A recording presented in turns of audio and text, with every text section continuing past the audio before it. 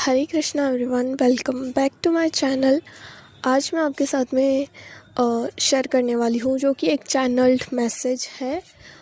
अगर आप बहुत ज़्यादा स्ट्रेस्ड फील कर रहे हो अपनी रिलेशनशिप को लेकर के या अपने करियर को लेकर के, किसी भी चीज़ को लेकर के, जो चीज़ आपकी एक्सपेक्टेशंस को पूरी नहीं कर पा रही है या फिर आपने सोचा कुछ और था, बहुत पॉजिटिव सोचा था कि सब कुछ अच्छा होगा, लेकिन किसी रीज़न की वजह से चीज़ें अभी वर्क नहीं कर पा रही है, तो ऐसी कंडीशन में आपको क्या करना चाहिए वही मैं आपको बताऊंगी।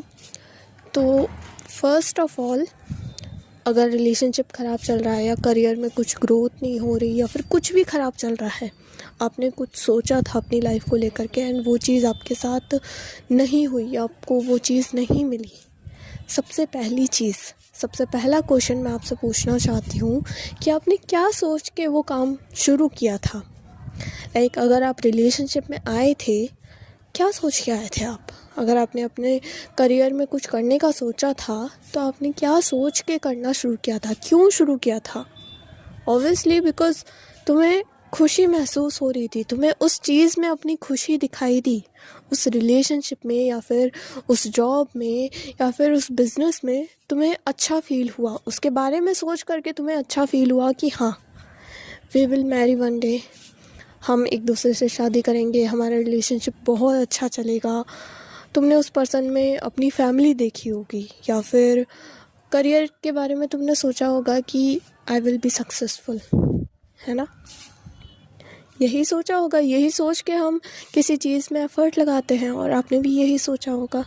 मतलब जो वो भाव था वो हैप्पीनेस का था, वो एक्साइटमेंट वाला था, वो पॉजिटिव वाला भाव था और उस पॉजिटिव भाव से यानी पॉजिटिव इमोशन से कहीं ना कहीं वो चीज़ मैनिफेस्ट भी हुई।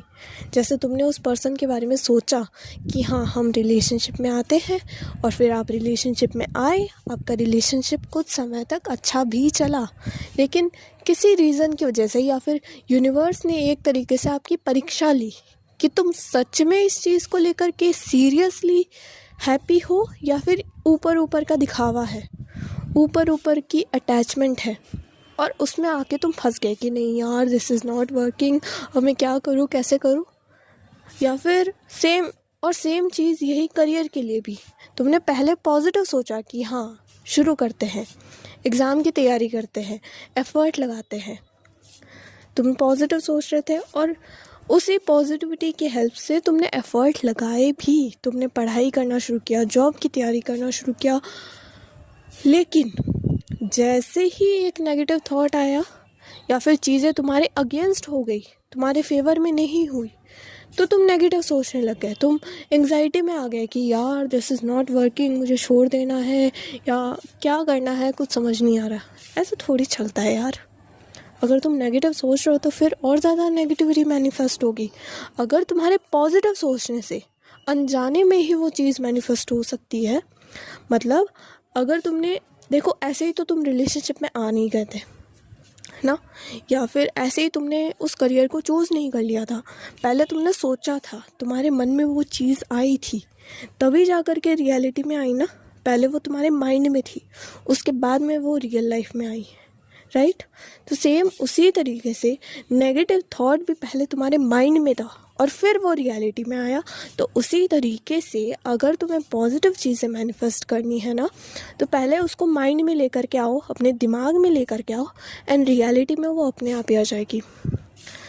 तो अभी करना क्या है एग्जैक्टली, क्लियर तरीके से मैं आपको बताऊं।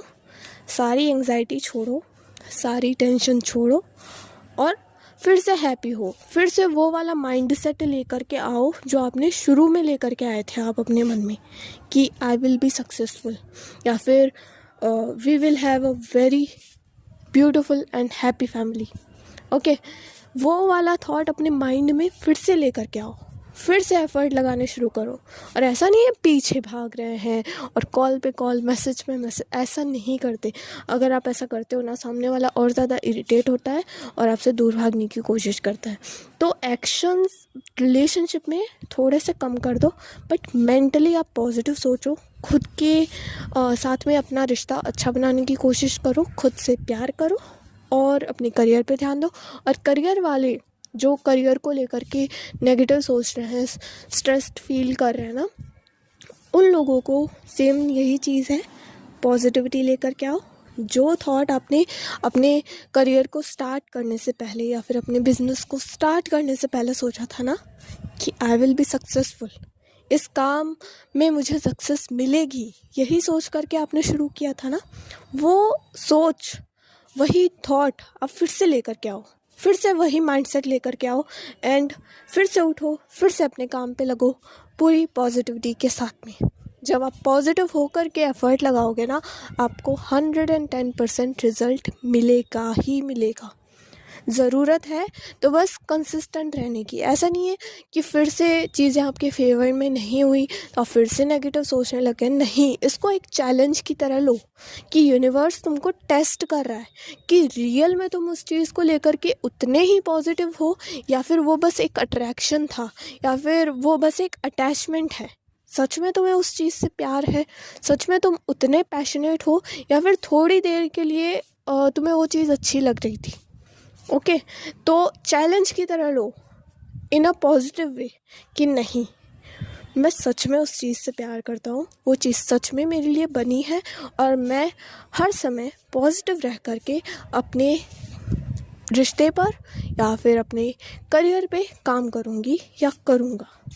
जब आप पॉजिटिव सोचते हो ना, 70% काम तो वहीं हो जाता है, 30% काम यूनिवर्स कर देते हैं। ओके, तो पॉजिटिव सोचिए, अच्छा सोचिए, खुश रहिए और ग्रेटफुल रहिए अपने रिश्तों को लेकर के, अपने करियर को लेकर के, और बिल्कुल भी नेगेटिव मत सोचिए। Thank you so much and bye. Radhe Radhe.